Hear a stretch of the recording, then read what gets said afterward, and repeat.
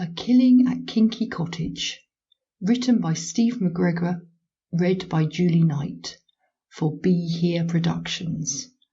Book 1 of the Murder World Scotland series. Introduction. I was born and brought up in the northeast of Scotland, and I can clearly remember hearing my parents talking in hushed voices about some people I didn't know, called Max and Sheila Garvey and Brian Tevendale. Like any sensible 9-year-old, I knew the use of hushed voices implied that they were talking about something deeply interesting, something that they didn't feel was appropriate for my sensitive young ears.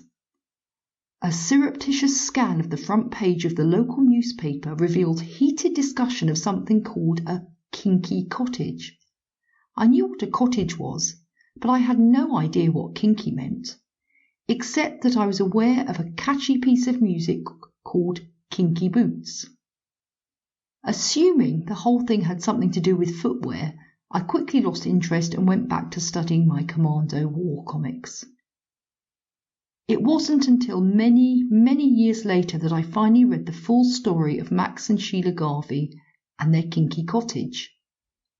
In the most basic terms, there is no mystery here. We know who was murdered and who pulled the trigger, and we have a reasonable idea of why. What makes this case so fascinating is that the three people involved in the murder all gave very different accounts of what's happened.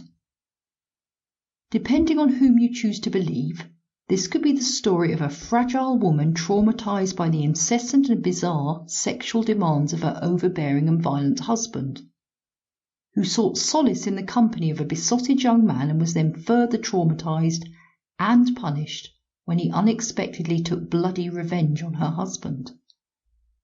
But it could also be the story of a ruthless and manipulative woman who used her sexuality to inveigle a naive young man to commit murder on her behalf and then discarded him when he was of no further use to her. Or it could be none of these things. Let's take a look at the fascinating case of the killing at Kinky Cottage and see if we can make sense of the evidence. Prologue. The swinging 60s never really made it as far as the northeast of Scotland. Free love and sexual liberation may have been happening in London, but in the How of the Mearns, things went on much as they ever had. The How, the word means wide valley, includes the market town of Laurencekirk and the villages of Aberlathnot, Fettercairn, Furdoon, Arbuthnot and Garvock. The area is prosperous farming land, famous for its fertile red soil and its use of a distinctive dialect, Doric, in which boys are loons, girls are quines, and casual farm workers are orramen. Up until the late 1960s, the only reason that most outsiders had heard of the Mearns at all was because it had been used as a setting for A Scots Queer, the much-loved trilogy of novels about farming life in the early years of the 20th century by Scots author Lewis Grassic Gibbon. Of course, the people of this area were aware of such things of the permissive society, even if they had little experience of it themselves. The Profumo scandal in 1963 had suggested that even people at the very highest levels of society in London were involved in sexual hijinks of the sort that could only be alluded to in guarded terms in family newspapers. And those newspapers gleefully told their readers about a potent mix of drugs, alcohol, sex and music and fashion that was sweeping some of Britain's largest cities. Popular television programmes such as The Avengers, most of which were still being broadcast in black and white in 1968, were challenging conventions and showing a world where traditional roles were changing.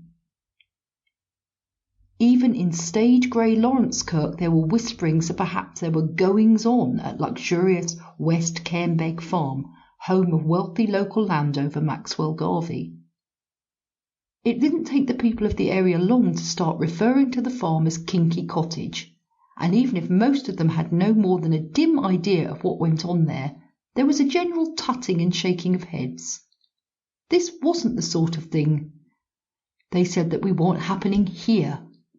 When it became apparent much later that events at the farm had led Sample complete. Ready to continue?